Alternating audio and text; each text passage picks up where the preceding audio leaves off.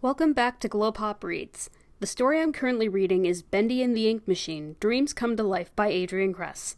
If you haven't seen the previous chapter, I suggest you listen to that before this one so you can catch up with what's going on. But if you've already done so, I hope you'll enjoy this one.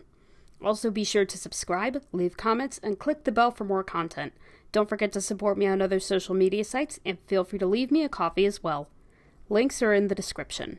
And now, on with the story.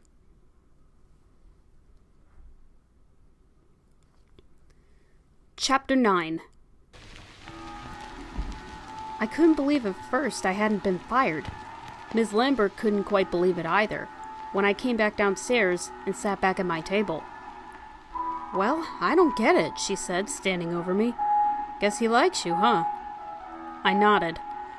She nodded too. "Okay, well, I get how it is, and you might have Mr. Drew's trust, but it's going to take some time to earn mine," she said, clapping her hands together. I nodded again. "Right," she said. "Check in with Story and see if they have the new script." I was up on my feet in a flash, ready to show that Mr. Drew's faith in me wasn't misplaced. Ready to show Ms. Lambert that I wasn't someone she should be worried about. "Got it," I said. I immediately went for the elevator.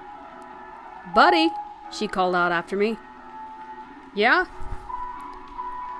"You keep working on Cowboy Bendy," she said. "It better be worth all this." Her expression was as severe as ever. And yet, finally, I was getting my first art assignment. I was terrified at making it good since I couldn't even really make it in the first place. But I was so excited not to be fired and to get to draw that I couldn't help but grin wide. "Yes, ma'am." The rest of the day was spent doing gopher duties, which I really didn't mind because I couldn't actually work on Cowboy Bendy. I was thrilled that I was finally going to get the chance to draw, to do more than just run around like this, but at the same time I couldn't do what my grandfather did. And wouldn't people notice the difference in ability if I started drawing my own stuff? "So, you're in a bit of a pickle," said Dot after I'd explained it all. She took a sip of root beer and leaned back in her seat. I hadn't wanted to admit any of it to her, but she'd heard about my almost firing and had demanded we go to the pub together again so she could pass me her Cowboy Bendy script and hear the whole story, which I told her. I couldn't seem to keep stuff from her. "Yeah," I said, "I need to practice, but I don't think I could get good overnight." The door behind us swung open, and I glanced up to see Jacob, Richie, and a couple of guys from accounting come into the bar. I hunched my shoulders a bit. I didn't really want to be seen by them. I didn't know why. Maybe I was a little intimidated. They disappeared into the crowd by the bar, and I looked up at Dot. "So I've been looking into this Tom fellow," she said. "Oh! I'd forgotten I'd asked her about that." "Yeah, so it's very interesting. He works for a company called Gent. Seems pretty high up in the company. It looks like he's working directly with Mr. Drew on some kind of machine." "With Mr. Drew?" "I don't know what it is. Couldn't figure out where it is even, but I'm going to keep looking for it." "What kind of machine?" Dot shrugged and sipped her drink. "Maybe a more efficient way of filming cartoons?" I nodded. "Maybe." "Look at you two so cozy." Jacob was suddenly sitting next to me, slamming his beer down so the foam slipped over the edge and splashed onto the table. Dot rolled her eyes. "In this heat, I wouldn't want to be getting cozy with anyone. No offense, buddy." "Ain't that the truth?" replied Jacob, taking off his hat and mopping the sweat on his brow with a paisley handkerchief. "So, buddy," he asked, "how are you liking working at the studio?" "It's been interesting," I replied. "Well, I'll say it. I'm glad you weren't fired, and I'm glad you drew that picture, because sometimes it's hard to get noticed. Trust me, I know. People will underestimate you at every turn, Mac." He looked at Dot. "Right?" "Absolutely," she nodded. "If anyone knows what it's like to be ignored, it's the woman, and the black man. Trust me on this one."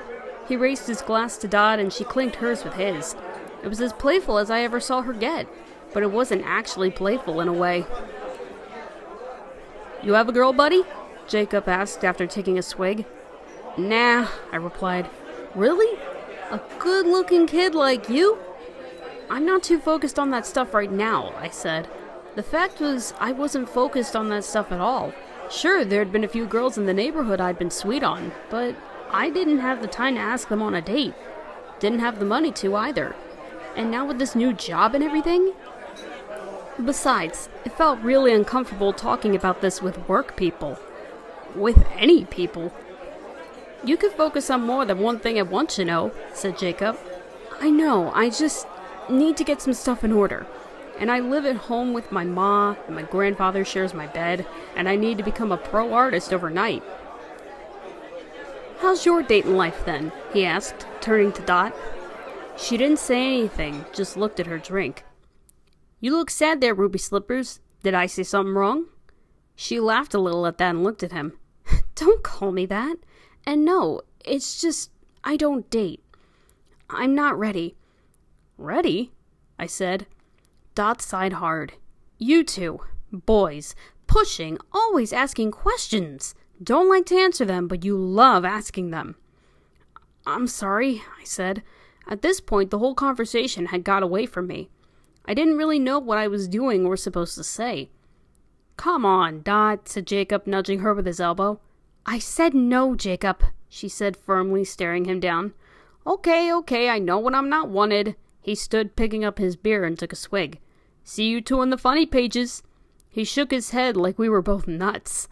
And then he slipped into the crowd back toward the table with the other guys. Dot looked at me for a moment, then leaned her elbows on the table and hunched over a bit. I don't like talking about that stuff. I don't blame you, I replied. She took another pause, then a sip of soda. She looked back at me. My husband died in the war, she said matter-of-factly. You were married? I asked. I knew that wasn't the point. I also knew I shouldn't have been that surprised. Many of the girls in my neighborhood, the ones I'd grown up with, had already settled down and were keeping house. But there was something about Dot that just seemed like, well, not like them. Not for long. We were sweethearts in high school. Then he turned 18. They conscripted him. We married at the courthouse just before he had to leave. She swirled around the remains of her soda in the bottom of her glass slowly. A month later, he was dead. A month after that, the war was over. I didn't know what to say. I didn't know why she was sharing this with me, especially after everything she'd said about boys pushing too much. My pa died in the war, early on, in 42. It was all I could think about saying, even if I didn't want to think about it in the first place. She looked up at me then and gave me a sad smile. I'm sorry, buddy. I'm sorry for you too. Do you want to...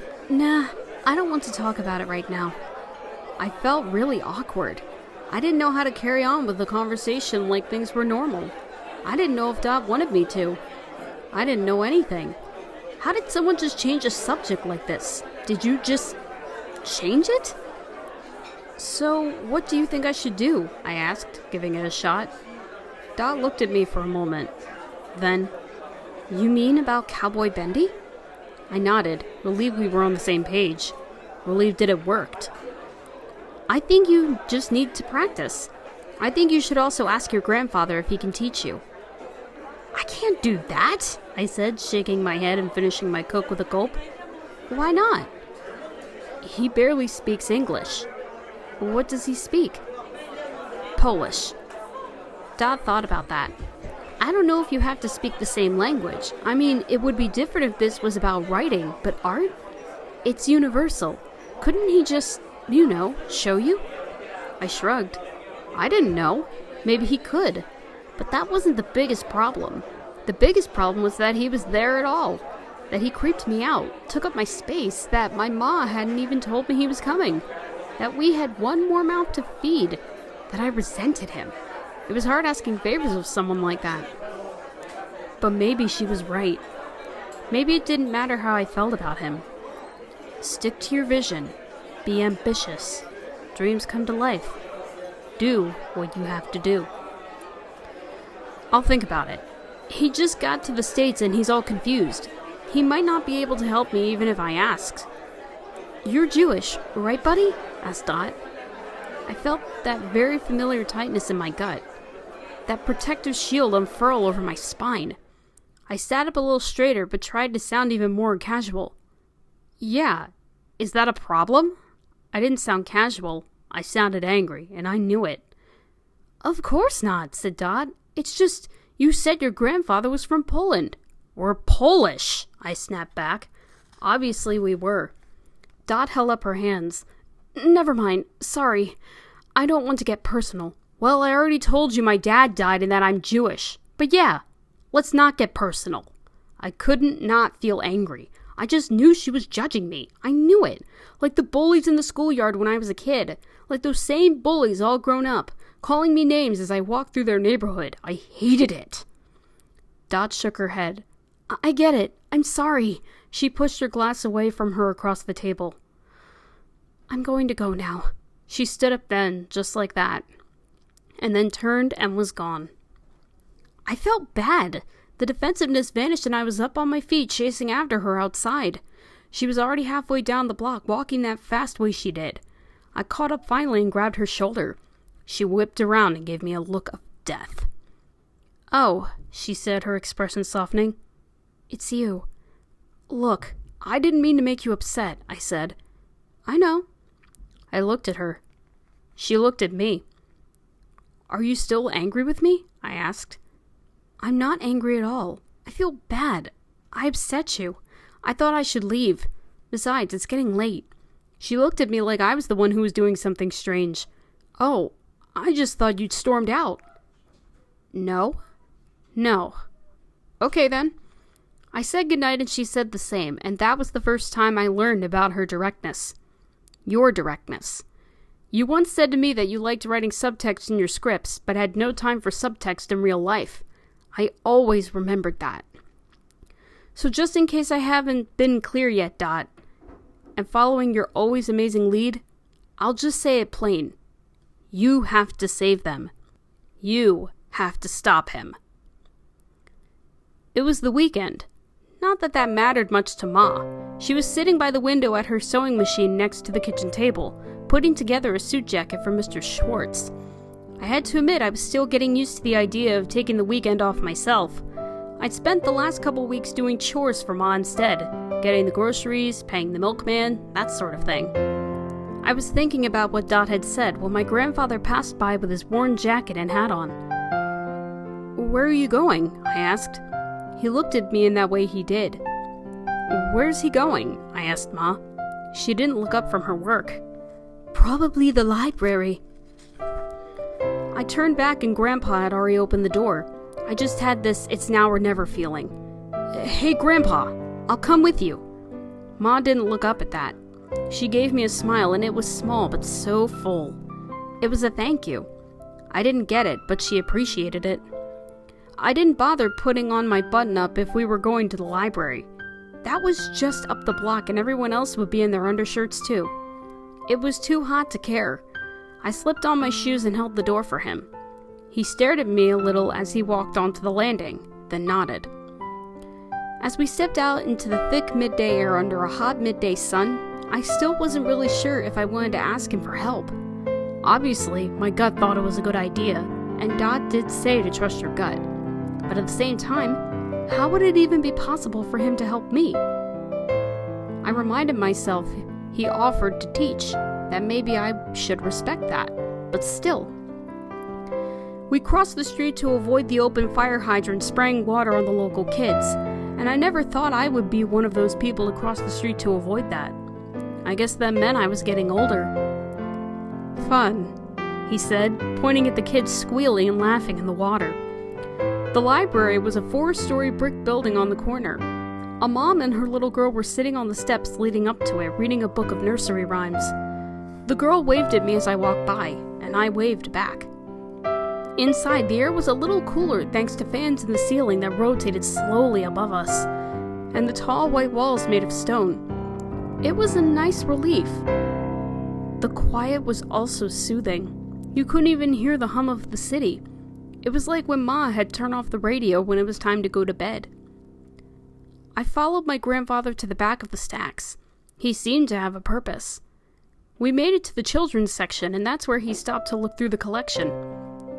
He carefully examined each book as he pulled it off the shelf, flipped open the cover, and went through the pages. Then carefully, neatly put it back where he found it. It was a time-consuming process, but it was fascinating to watch. He eventually collected a small pile of books, 3 picture books, including a Curious George book, and Pippi Longstocking. It was when he looked at me and nodded, satisfied with his collection, that what he was doing finally clicked. He was teaching himself English. Of course! If he could teach himself something so difficult, then I shouldn't be afraid to ask him. That's at least how my train of thought went. "Grandpa?" I whispered as we made our way to the librarian's desk. He glanced in my direction. "Could you teach me how to draw better?" He stopped walking and looked at me. "You know," I said, motioning with my hand, pretending I was drawing on a piece of paper. "Art." He smiled. "Art. Yes. Could you help me?" I asked. He didn't nod or say anything. He just placed the books on the checkout desk and said to the librarian behind it, "Keep for me?" She nodded. "Certainly, Mr. Unger." She knew him. Of course she did. "Come," he said to me, and I followed him. This time he made his way to the stairs and we climbed them very slowly. We climbed to the 2nd floor and we walked along the stacks and then stopped. We were in the art section. I should have known. Once again, my grandfather carefully appraised the books in no rush. He smiled at them and touched them as if he had a fond memory of each. Then he started to pull books off the shelf and pass them to me, one after the other after the other. The stack got heavy in my arms, and as I looked at the titles, I wasn't exactly sure why I was holding them, unless I wanted to learn all about art history, which I didn't. Ancient Roman, Ancient Greek, Renaissance, Da Vinci, Monet, not a single book on how to draw, nothing like that. Grandfather stopped and looked at me. Then he said, "Good," and turned toward the stairs.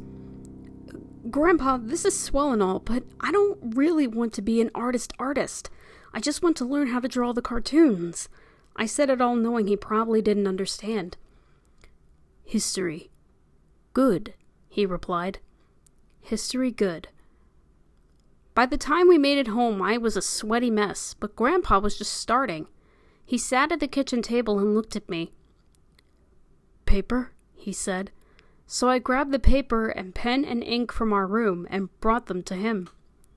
He pushed over a thick small book with the history of art written on the cover. I opened it. The writing was small and densely packed into each page. It looked impossible to read. I was bored just flipping the pages. Read and practice. Today, circle. He reached over to one of the larger, glossier books and opened it. He found a page with a glossy photo of a painting. A woman sat, looking kind of depressed, holding on to a puppy in her lap. My grandfather looked at me and pointed at the painting.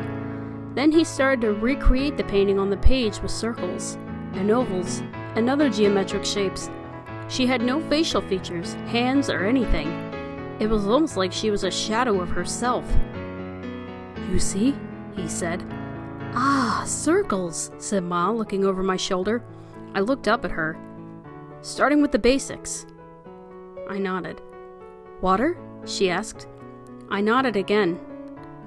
As she went to the sink, she said, "You know, I always said that you'd inherited your artistic ability from your grandfather." "To who?" I asked, watching my grandfather draw.